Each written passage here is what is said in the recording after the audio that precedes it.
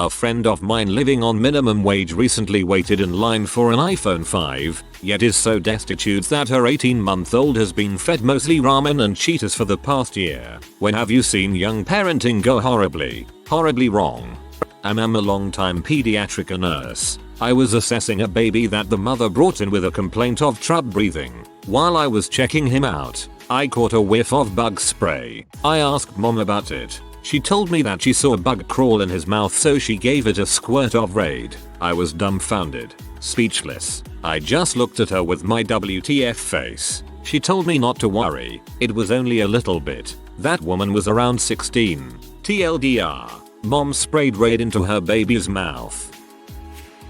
Had a baby come into the ER in full arrest. The baby died. It was positive for a huge amount of C. Turned out he got his hands on and ate the leftover rocks of crack that mom left on the bed that she was smoking and then passed out. About 6 months after our son was born, I noticed he wasn't putting on much weight. I worked 60-70 hours a week with an hour commute each way, so my ex could live her dream of being a stay-at-home mom. After installing a nanny cam, I found that she had other guys coming in and out all day with her stripper sister, banging as many dudes as pills, oxys and roxys and weed all day. My son was gated into his playroom for 7-8 hours a day. I called social services. Even after calling social services, they gave her 30 days to get clean and take better care of our son. She moved out of my house a week later. Best day of my life. And yet it still took 3 trips to court for me to get custody of him. Don't count on the system to protect a child. That's rough, man. I'm glad that you now have custody of your son. I hope that you give him the life that she tried to rob from him and that you can't move past the sting that be left. A family member of mine takes her son's disability checks every month, buys him a 2-liter of Coke, then blows the rest of it on him for herself and her boyfriend. The son has Down syndrome. Child services have been called several times and she's been in and out of jail for possession, but still manages to get out and continues to use her son as a paycheck. Took care of a kid with cancer and was going on a Make-A-Wish trip, a Disney cruise. He was so excited. The night before, the parents took the spending money, got high-waisted, passed out and missed the cruise. The kid was heartbroken. I and all my co-workers could never even look at them again. I have no words for just how disgusting that is. Poor kid. I used to live by a family, parents plus 3-4 kids, that had so many cats that they multiplied continuously and roamed the neighborhood. One day at the local elementary school there was pandemonium in the kindergarten classroom because of a horrific stench. Apparently one of the cats urinated all over this child's coat. This of course went unnoticed at this house, because of the stench of urine that was detectable about 100 yards away. When the family moved, the new owners replaced everything down to the floorboards. Call CPS, Cat Protection Services. I knew a woman that had a child later in life, and he was autistic. We told her over and over he displayed classic signs of autism, and she and her husband refused to deal with it. Instead, they treated him like he was about 2 years old when he was close to 7. He had some difficulty talking, which I chalked up obvious autism. I was the babysitter. She took him to a dentist, who sent him on to some kind of speech pathology bone doctor. The kid's jaw wasn't growing right because he never chewed his food. She always cut it up and wouldn't feed him anything crunchy or chewy. She's deformed his jaw with her baby puree diet. As she's telling me this, and explaining the doctor begged her to stop cutting up and mashing his food, she's cutting up his freaking pizza for him. I just stared at her in horror. Next time I babysat, I brought over motherfucking taffy and let him go to town. Jesus. Every time I see a baby bottle full of Coke, I die a little inside. When I was a teenager, I and a friend of mine got drunk and went to Walmart, as you do, and there was this really white trash looking girl, didn't seem more than a few years older than us, wheeling her fat baby in a crappy umbrella stroller as she shopped for lingerie. The kid was chugging a baby bottle full of Coke. We bought 2 containers of Similac, bagged them, and then retraced our steps until we found the baby again. Mama was like a mile away, sorting through a rack of bras. I hung the bag of Similac from one of the handles of the stroller and then we started to walk away, but suddenly Mama was charging at me. face like thunder, shouting at me, "I saw what you just did. You have no freaking right. You stay the frick away from other people's kids." I was just preparing my drunken rejoinder when a large black granny who was nearby got right into the girl's face and stabbed a finger right into her chest. "You shut yo mouth, B. That kid already knows better than yo whoring butt." We got out of there before security got involved, but it was nice to leave to the sounds of one foolish young mother getting the first tongue lashing she probably ever received. Was I a bit of a jerk? Heck yeah, but I'm still proud of that story. I really want to high five you and the black granny. Strong work.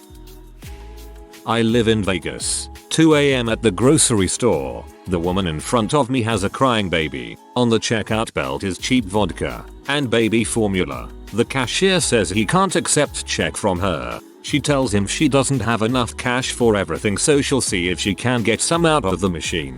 I'm thinking ATM. She walks over to the electronic poker machine and starts playing. "Well, I thought you were going to say she bought the vodka and put back the formula."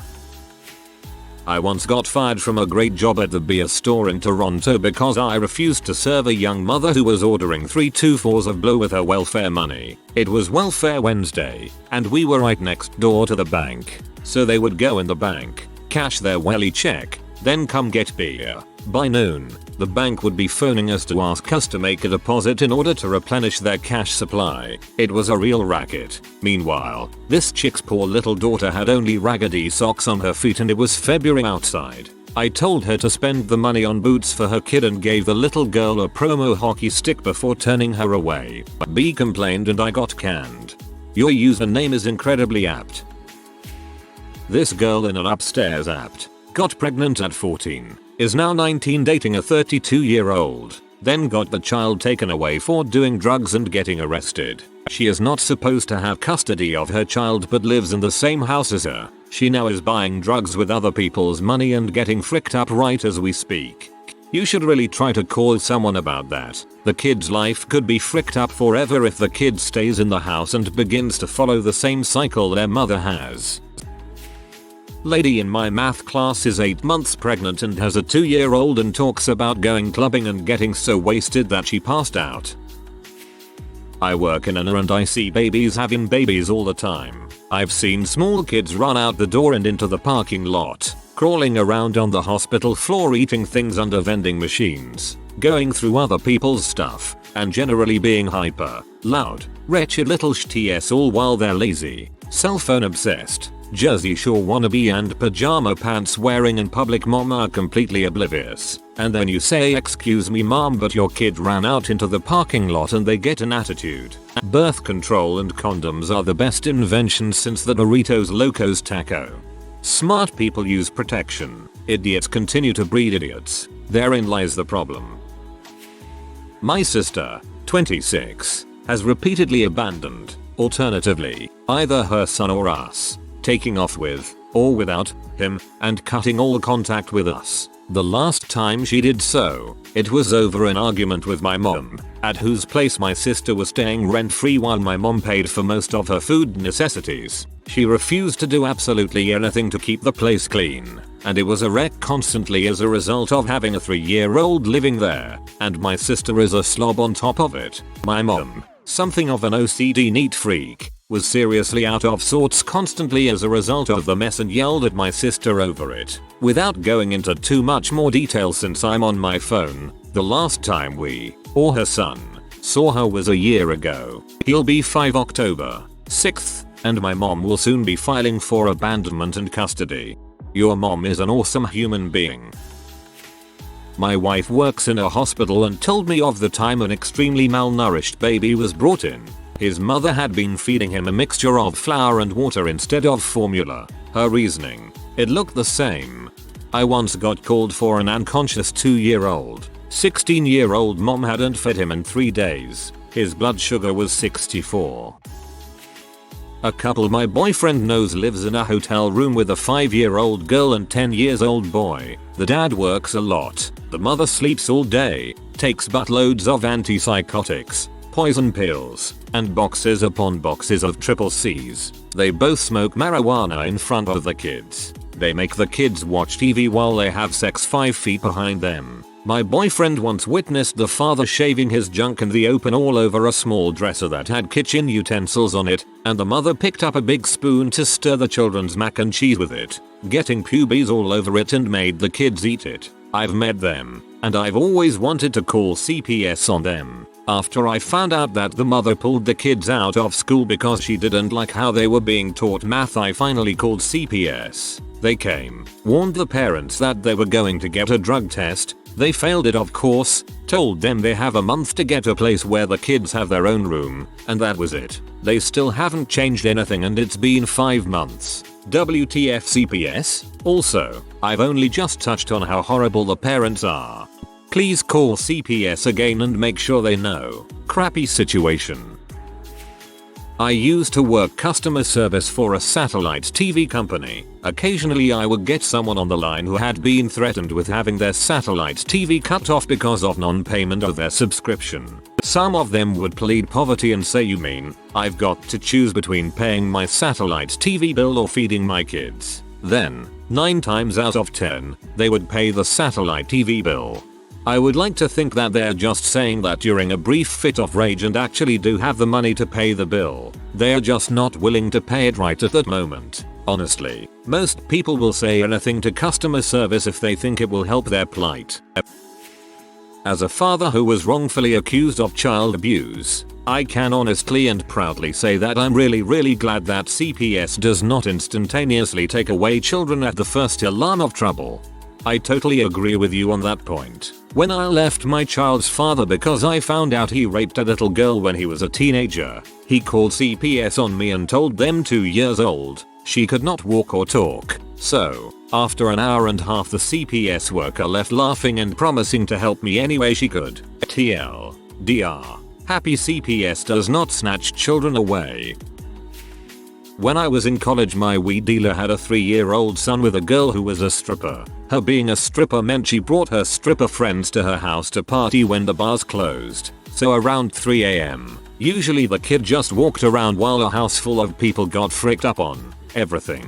One night they said they were going to pick up more drugs and were going to be back. So myself and about 4 other people were left alone with this boy. I mean, we were fricked up on coke, on alcohol, on weed. I really felt bad about it and ended up sitting outside the boy's door while he was sleeping to make sure no one went in there and that someone could hear him if he ended up crying. The parents left at around 10 PM and didn't come back till the sun came up. I went to my house, sobered up, and called CPS. Usually I stay out of that, but what kind of person leaves their kid with fricked up strangers without saying anything all night? I never spoke to them again. You are basically Jesse Pinkman. I attended an accident in Brisbane, Australia that was a minor collision, but the result of a drink driving incident. The driver fled the scene, despite it being his car and easily traceable. The kicker, he left his daughter in the back seat, strapped in for the cops to find when they attended. I was on the bus once and the top deck was empty apart from me and a man and his daughter. She looked about 7. At first I was horribly intrigued because he was rolling a joint using the local free newspaper as paper, which is pretty disgusting. Then he started talking to his daughter. Now remember, when your mummy wants to know why we didn't get your medicine, you have to tell her the chemist's was closed. You got that? You don't tell her that we went to the bookies. You stand up for your daddy, and don't grass me up. That's why I still love you, but not your brothers and sisters. It was a caricature of bad parenting. I almost couldn't believe it. I was looking around for the hidden cameras.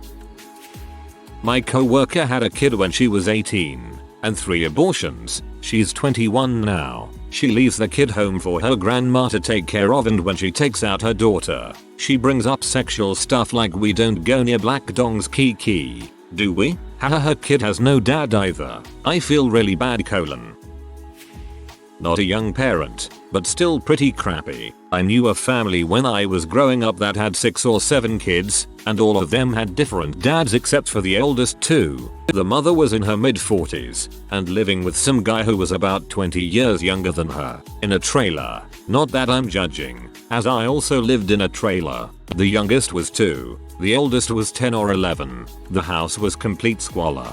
Flies crawling on everything. Trash and filth all over the floor, table, furniture. If I went back in there now, as an adult, I'd probably be afraid to sit down on anything for fear of hepatitis. Anyway, they had all these kids in a 3-bedroom trailer, but they had a big screen TV. This was early 90s, so they were way expensive then, and the stepdad, I guess, I don't know if they were married, had all these video games and toys, but they had no phone, and the youngest boy always wore the same clothes every time I ever saw him. The oldest girl was kind of mentally slow. Her mom pretty much had nothing to do with her. She didn't even have a bedroom, she slept on a sleeping bag in the hallway. When she started her period, her mom wouldn't buy her pads. However, the 8-year-old had everything she wanted, because she was going to save them all, I guess. She did pageants. She was a big winner. But if any of you have watched Toddlers and Tiaras, you pretty much spend what you earn.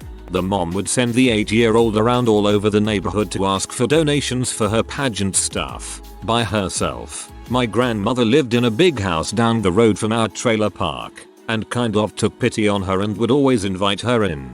We became fast friends because we're close in age. She'd stay over, and every single time, she wet the bed. Apparently she did it at home, too, and no one ever said anything about it or cleaned up after her. After the 3rd time, she wasn't allowed to stay over anymore. My grandmother told me that she guessed the mom spent all her money on the girls' pageants in hopes that she'd make it big someday and be Miss America or something. When she didn't win pageants, her stepdad would beat her. I moved away. My mom got a better job in a bigger town an hour away, and we moved out of the trailer park and lost touch with the family. But I read in the newspapers a few years later that the mom had been arrested for possession and prostitution. 2 years ago, I read that she had been murdered. I tried looking up the kids but never found them. All in all, it's a sad freaking story. Just because you can be a parent does not always mean you should. I am one of those who would really like to be a mom, but I can't. Value what you have. Same here. Anytime I see parents on their phone in public while their kids are crying, then proceed to yell hit their child because they're on the phone, I understand kids get annoying, but come on.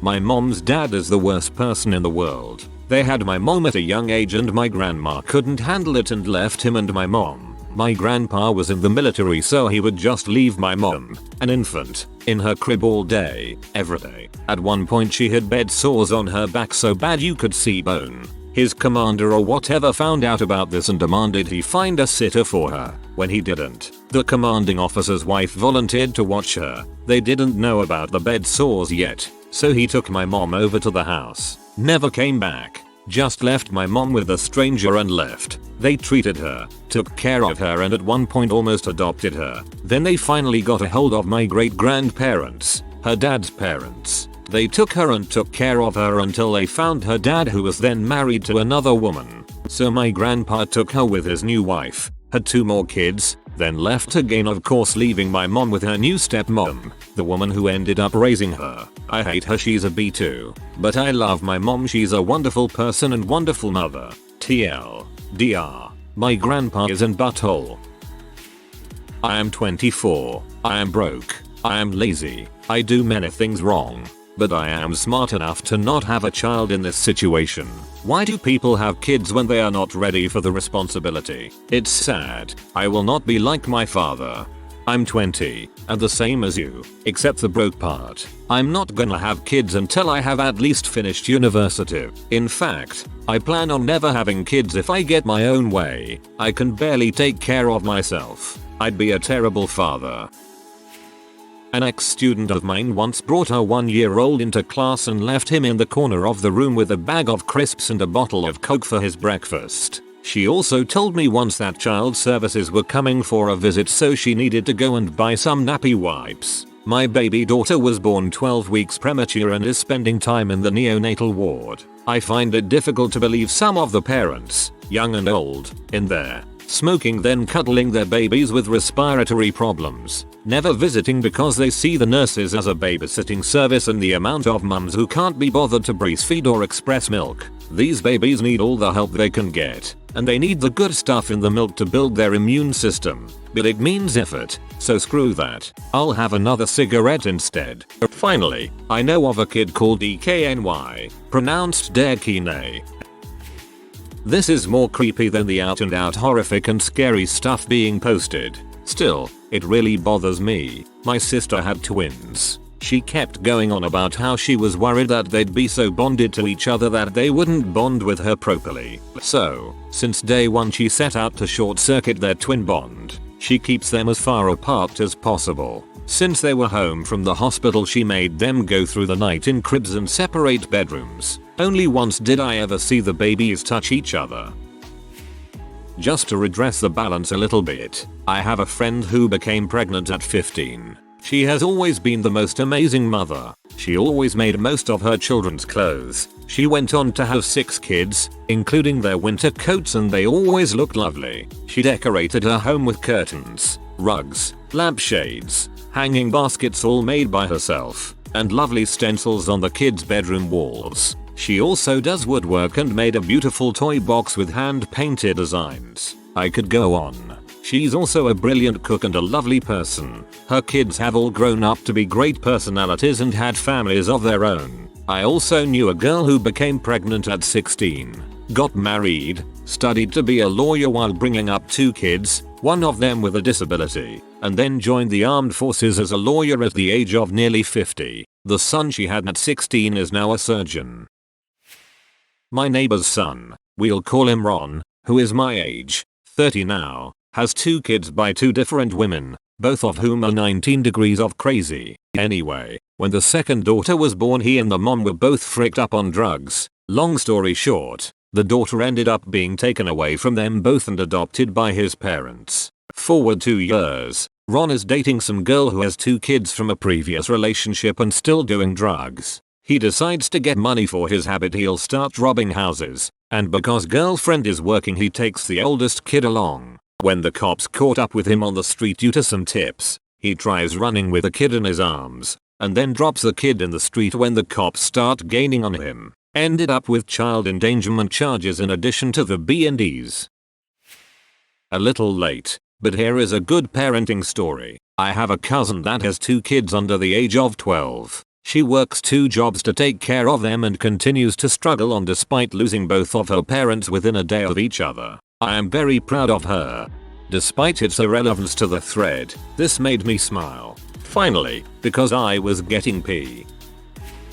Supermarkets. Parents, talk to your friggin' children and have some fun with them. If you ignore their questions or answer with only yes or no without explaining, then they will repeat their questions. And make it interesting and fun. I mean, interact with them. Give them jobs. Spin them in the trolley. Tell them where the food came from. Tell them what you can do with the food. Pretend something is alive and attack them with it. It'll make shopping fun for them and you. Ignoring means boredom and frustration, and only bad things will come of it. I worked for an organization that dealt with medically fragile children, and there was a really sweet 4-year-old that was paralyzed from the waist down. I noticed that after many visits, no one had brought up how she ended up like that, which is unusual. Normally a coworker would always give me a kid story, so finally one day I asked. Turns out her mom's boyfriend had raped her when she was 8 months old. The mom was scared, so she waited to take her to the hospital, and as a direct result the kid ended up paralyzed from the waist down and in a wheelchair for life. I can't tell you how sick shocked I felt. This kid would have been perfectly normal had it not been for that sick son of a b. I went into the bathroom and shed a few tears after hearing that, and I'm not the crying type. Good news is that I'm pretty sure she was too young to remember any of this, and she's an incredibly upbeat, sweet little girl and is really thriving. But still, I'm sure she's going to wonder how she ended up like that at some point. It may be better to just tell her she was born like that. TLDR. 4-year-old girl would come into office. No one mentioned why she was in wheelchair for a while. Finally asked and found out she had been raped at 8 months old and was paralyzed as a direct result. If you are new to the channel, you can subscribe. I publish new videos every day. Until then, check another video.